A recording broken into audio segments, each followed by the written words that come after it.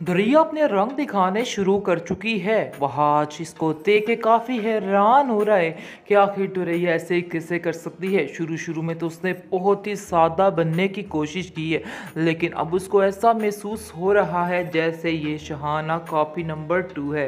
यानी कि सेम और हूबहू वैसी ही बातें कर रही है। उसको काफ़ी ज़्यादा दुख होता है और अपनी माँ से कहता है कि कहीं ऐसा तो नहीं है कि हमने दुरैया को पहचानने में गलती कर दी है। जिसको सुनकर उसकी माँ कहती है कि बेटा अब तो कोई चारा नहीं है, अब तुम्हें इसी के साथ ही गुजारा करना है, चाहे जो मर्जी हो जाए। इसको सुनकर आप देखेंगे कि वहाज कहता है कि ये बात तो मैं बड़े अच्छे तरीके से जानता हूँ कि मुझे इसके साथ गुजारा करना है, लेकिन अफसोस इस बात का है कि ये लड़की अपने रंग दिखाना शुरू कर चुकी है और काफ़ी ज़्यादा अजीब हो चुकी है।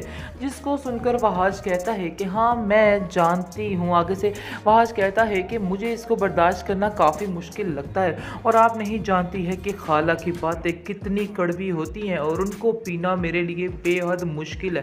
जिसको सुनकर आप देखेंगे कि उसकी माँ कहती है हाँ ये बात तो है, मुझे अंदाज़ा है इन बातों का, लेकिन मैं मजबूर हूँ, मैं क्या कर सकती हूँ, इसमें मेरा तो कोई कसूर नहीं है। अब जो होना था वो हो चुका, ना तुम्हें समझ आई इन लोगों की और ना मुझे आई। बहरहाल अब खामोशी से इस बात को बर्दाश्त करो, वरना जैसे उन्होंने सारा को पूरे ज़माने में जलील किया है, इस तरह से तुम्हें भी जलील करने में कोई कसर नहीं छोड़ेंगी। यानी कि अब रुमाना को बड़े अच्छे तरीके से अंदाज़ा हो चुका है कि दाल में काला क्या बहुत ही काला है, नीला पीला हरा सब कुछ है, और वो शहाना जो है वो वाकई में उसको सिर्फ और सिर्फ बदनाम कर रही है और इसी कोशिश में लगी हुई है ताकि उसके दुरैया का घर बस सके। लेकिन दुरैया अपनी ज़ुबान खुद ही दिखा रही है और अपने आपे से बाहर हो रही है। यानी कि अब बहुत टाइम गुजर गया है, अब सोच रही है कि अब अपनी औकात दिखानी ही पड़ेगी।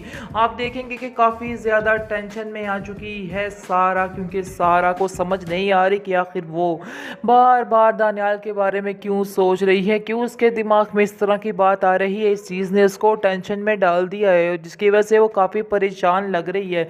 इस पर उसकी माँ कहती है कि आखिर बेटा क्या वजह है तुम्हारी परेशानी की, क्या मैं तुमसे पूछ सकती हूँ। जिसको सुनकर वो कहती है कि जी बिल्कुल आप पूछ सकती हैं। आगे से आप देखेंगे कहती है कि तुम मुझे बता सकती हो क्या कि तुम क्या सोच रही हो। जिस पर आप देखेंगे कि सारा कहती है कि वक्त आने पर आपको मैं सब कुछ बताऊंगी, अभी इन बातों का वक्त नहीं है, अभी मुझे खुद अपनी समझ नहीं आ रही कि आखिर मैं क्या सोच रही हूँ और क्या सोचना चाहती हूँ, इसलिए बेहतर यही है कि अभी खामोश रहा जाए और इन बातों पे ध्यान ना दिया जाए।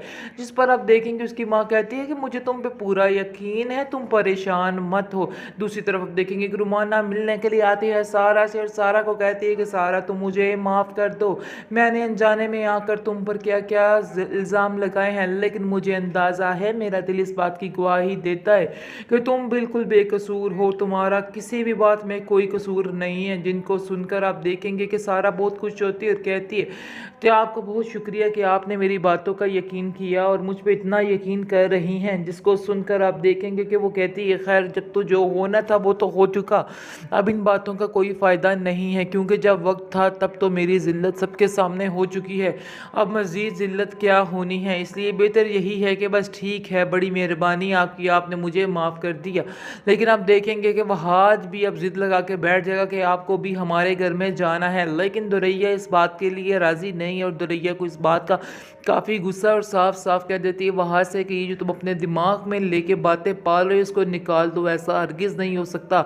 मैं किसी हाल में भी दुरैया को इस घर में नहीं सारा को इस घर में नहीं आने दूंगी। तुम जानते हो कि वो किस तरह की है, लेकिन फिर भी तुम्हें इन बातों का यकीन क्यों नहीं आ रहा। दुरैया अपने रंग दिखाने शुरू कर चुकी है। वह आज इसको देख के काफ़ी हैरान हो रहा है कि आखिर दुरैया ऐसे कैसे कर सकती है। शुरू शुरू में तो उसने बहुत ही सादा बनने की कोशिश की है, लेकिन अब उसको ऐसा महसूस हो रहा है जैसे ये शहाना कॉपी नंबर 2 है।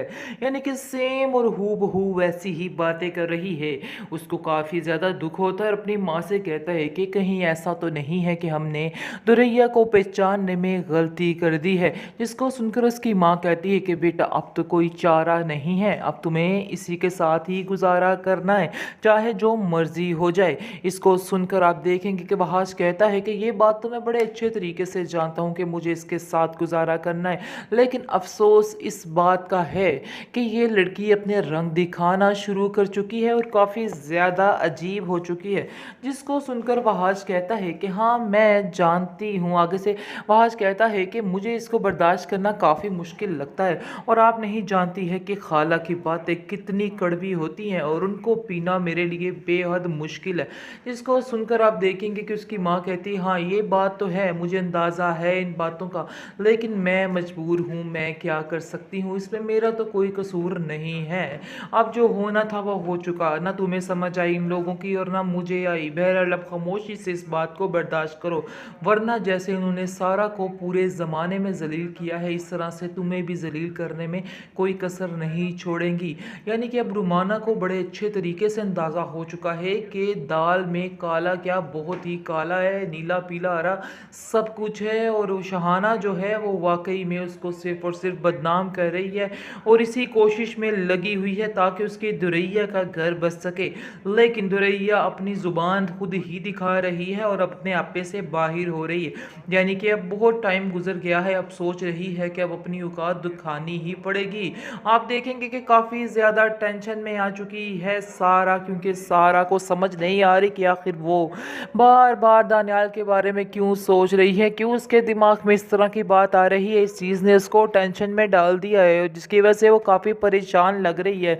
इस पर उसकी माँ कहती है कि आखिर बेटा क्या वजह है तुम्हारी परेशानी की, क्या मैं तुमसे पूछ सकती हूँ। जिसको सुनकर वो कहती है कि जी बिल्कुल आप पूछ सकती हैं। आगे से आप देखेंगे कहती है कि तुम मुझे बता सकती हो क्या कि तुम क्या सोच रही हो। जिस पर आप देखेंगे कि सारा कहती है कि वक्त आने पर आपको मैं सब कुछ बताऊंगी, अभी इन बातों का वक्त नहीं है, अभी मुझे खुद अपनी समझ नहीं आ रही कि आखिर मैं क्या सोच रही हूँ और क्या सोचना चाहती हूँ, इसलिए बेहतर यही है कि अभी खामोश रहा जाए और इन बातों पे ध्यान ना दिया जाए।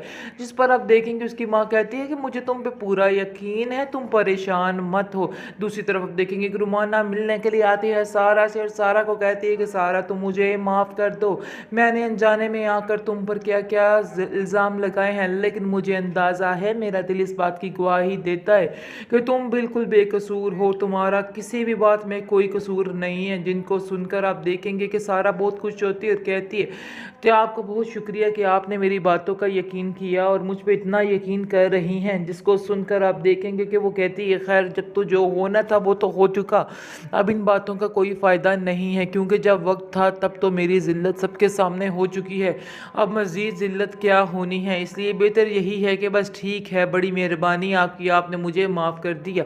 लेकिन आप देखेंगे कि वह आज भी अब ज़िद लगा के बैठ जाएगा कि आपको भी हमारे घर में जाना है। लेकिन दुरैया इस बात के लिए राज़ी नहीं है और दुरैया को इस बात का काफ़ी गुस्सा और साफ साफ कह देती है वहाँ से कि ये जो तुम अपने दिमाग में लेके बातें पाल रहे हो इसको निकाल दो, ऐसा हरगिज़ नहीं हो सकता।